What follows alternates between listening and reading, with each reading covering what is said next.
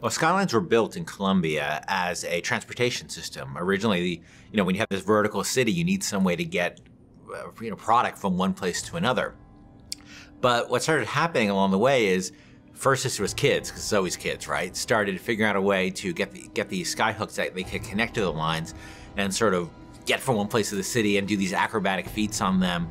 But as the situation in Colombia started devolving and the place got more violent and normal routes of transportation started getting disrupted, and people started using the Skylines to get around. The Vox Populi and the founders started using it in combat situations. And all of a sudden, the requirement for guys who knew their way around a skyline and who could fight effectively on the Skylines became way more important. And by the time Booker gets to Colombia, the Skylines have a broad range of usage, and you'll see in the demo, cargo being moved around on those things. That creates even a more hazardous situation. But there's also people using it for all kinds of purposes, including and especially combat.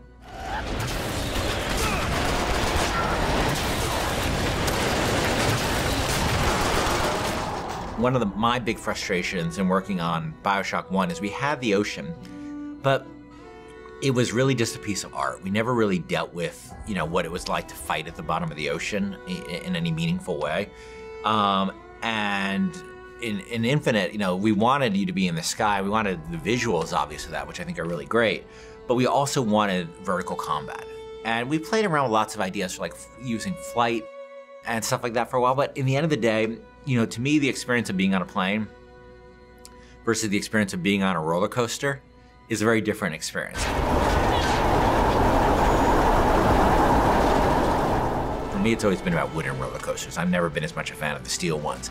And that sort of clackety-clack feeling of, that going up to the top of a hill and then going over, and that amazing feeling you have.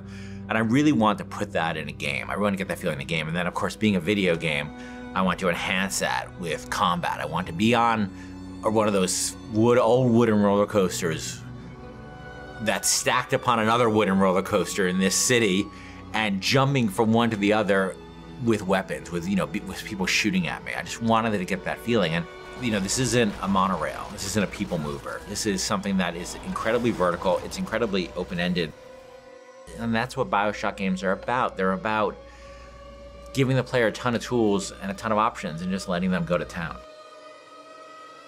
The Skyline! Follow me!